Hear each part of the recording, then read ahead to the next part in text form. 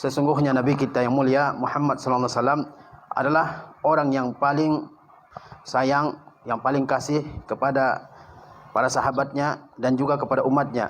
Oleh sebab itu Rasulullah sallallahu alaihi wasallam senantiasa mengingatkan kita semua untuk senantiasa berbuat baik, dan beliau juga mengingatkan kita agar tidak terjatuh kepada perbuatan-perbuatan yang merupakan dosa.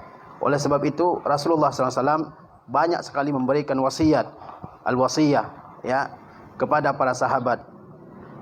Beliau begitu sering memberikan wasiat-wasiat, pesan-pesan kepada para sahabat. Untuk apa? Untuk diamalkan oleh para sahabat dan juga oleh kita yang hidup di zaman sekarang ini. Di antara wasiat yang disampaikan oleh Rasulullah SAW kepada para sahabatnya yang mulia adalah 10 wasiat yang disampaikan oleh Rasulullah SAW kepada sahabat yang mulia Muaz ibnu Jabal radhiyallahu taala anhu. Rasulullah SAW pernah memberikan 10 macam wasiat kepada Muaz ibnu Jabal. Wasiat artinya pesan yang berharga. Apa wasiat yang diberikan oleh Rasulullah SAW kepada Muaz ibnu Jabal? Diriwayatkan oleh Al-Imam Ahmad rahimahullah taala dalam kitab Al-Musnad bahwasanya Muaz ibnu Jabal berkata, kata beliau, "Ausani Rasulullah sallallahu alaihi wasallam bi asyri kalimat." Rasulullah SAW pernah memberikan kepadaku 10 wasiat. Jadi Muaz mengatakan bahwa Rasulullah SAW telah memberikan kepadanya 10 macam wasiat. Wasiat yang pertama, la tusyrik billah wa in qutilta wa hurriqta. Pertama, Rasulullah SAW mewasiatkan kepada Muaz ibnu Jabal, la tusyrik billah, janganlah engkau melakukan kesyirikan sama sekali. Jangan menyekutukan Allah SWT dalam ibadah apapun. Wa in qutilta wa hurriqta, walaupun engkau dibunuh, walaupun engkau dibakar.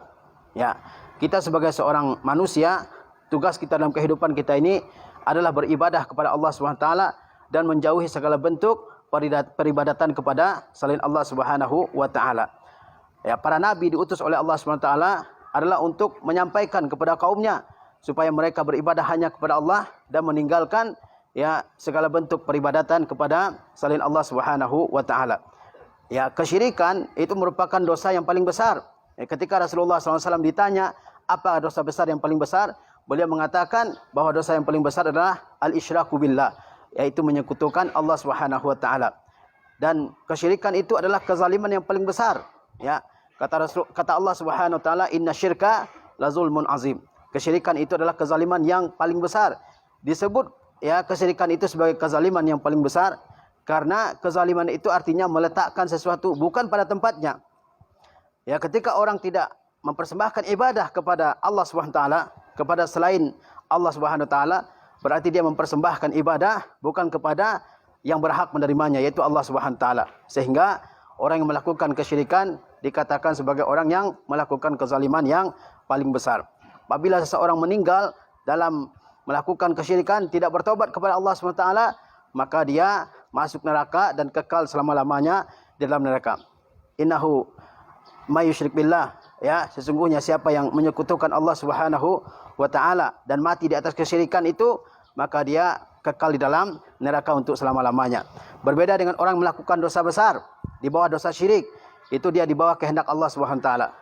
Barangkali Allah Subhanahu wa taala mengampuninya, barangkali Allah SWT mengazabnya terlebih dahulu, kemudian masukkannya ke dalam surga. Berbeda dengan dosa syirik. Kalau orang meninggal, belum bertobat dari kesyirikannya, maka dia masuk neraka dan kekal dalamnya selama-lamanya.